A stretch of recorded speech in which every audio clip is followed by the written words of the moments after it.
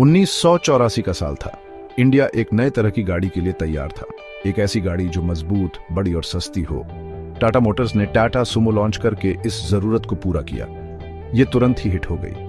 लोगों को इसका रगड लुक और कहीं भी चलने वाला एटीट्यूड बहुत पसंद आया। सुमो असल में इंडियन आर्मी के लिए डिजाइन की गई थी। ये टेटा सियरा प्लेटफॉर्म पर बनी थी, जो अपनी मजबूती के लिए जानी जाती है। इसी मिलिट्री बैकग्राउंड की वजह से सुमो इतनी मजबूत थी।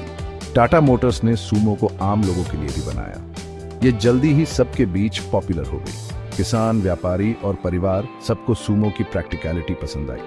ये खराब रास्तों पर भी आसानी से चल सकती थी और ज्यादा सामान भी ले जा सकती थी। सुमो गवर्नमेंट एजेंसीज और टैक्सी ऑपरेटर्स में भी पॉपुलर हो गई। इसकी रिलायबिलिटी और कम मेंटेनेंस कॉस्ट ने इसे सबका फेवरेट बना दिया। टाटा सुमो की सक्सेस उसकी खूबियों पर टिकी थी। पहली बात, ये बहुत मजबूत थी। सुमो सबसे खराब रास्तों और मुश्किल हालातों में भी चल सकती थी, इसलिए ये इंडिया के अलग अलग टेरेन्स के लिए परफेक्ट थी।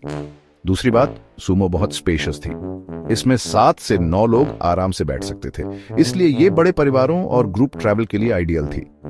सुमो की स्पेशियसनेस ने इसे कमर्शियल पर्पसेस के लिए भी पॉपुलर बना दिया। तीसरी बात, सुमो बहुत अफोर्डेबल थी। इसमें पैसों की पूरी वैल्यू मिलती थी, इसलिए ये इंडिया में बहुत सारे बायर्स के लिए एक्सेसिबल थी। सुमो का कम रनिंग कॉस्ट इसे इकोनॉमिकल चॉइस बनाता था। टाटा मोटर्स ने सुमो को समय समय पर अपडेट किया।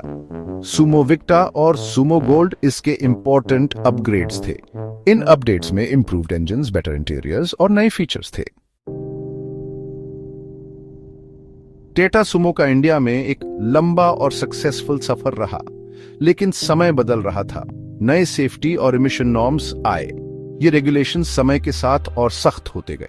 अपनी पॉपुलैरिटी के बावजूद टाटा सुमो इन नए स्टैंडर्ड्स पर खरी नहीं उतर पाई। इसे अपग्रेड करना बहुत महंगा होता। इससे इसकी अफोर्डेबिलिटी पर असर पड़ता, जो इसकी सबसे बड़ी खासियत थी। 2019 में टाटा मोटर्स ने सुमो को बंद करने का मुश्किल फैसला लिया। ये एक आइकॉनिक गाड़ी के ईरे के अंत का प्रतीक था। सुमो ने एक यादगार विरासत छोड़ी। ये एक ऐसी गाड़ी थी जिसने लाखों भारतीयों का दिल जीत लिया था। इसे आज भी इसकी रगडनेस, प्रैक्टिकलिटी और अफोर्डेबिलिटी के लिए याद किया जाता है। टाटा सुमो के बंद होने से मार्केट में एक खालीपन आ गया।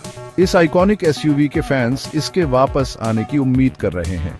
हाल ही में इसके कमबैक की अफवाहें उड़ी हैं। टाटा मोटर्स ने इन अटकलों पर कुछ नहीं कहा है। अगर सुमो वापस आती है तो इसे काफी मॉडर्नाइज करना होगा। इसे करंट सेफ्टी और इमिशन स्टैंडर्ड्स पूरे करने होंगे। इसका मतलब है नया प्लेटफॉर्म, इंजन और डिजाइन। नई सुमो को नॉस्टैल्जिया और मॉडर्न सेंसिबिलिटीज दोनों को अपील करना होगा। इसका डिजाइन ओरिजिनल से इंस्पायर्ड हो सकता है, लेकिन उसमें कंटेम्परेरी एलिमेंट्स भी होंगे। Touch screen, infotainment system, rear view camera और मल्टीपल एयरबैग्स जैसे फीचर्स एक्सपेक्टेड होंगे।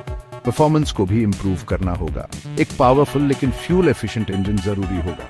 नई सुमो को टाटा के लाइनअप में केयरफुली पोजीशन करना होगा। इसे सफारी और हैरियर जैसे नए मॉडल्स के साथ अपनी जगह बनानी होगी। केवल समय ही बताएगा कि टाटा मोटर्स इस लेजेंडरी नेम प्लेट को वापस लाएगी या नहीं। अगर कमबैक अच्छे से एग्जीक्यूट हुआ तो ये मास्टर स्ट्रोक हो सकता है। ये लाखों लोगों की नॉस्टैल्जिया को टारगेट करेगा और साथ ही आज के मार्केट की डिमांड्स को भी पूरा करेगा।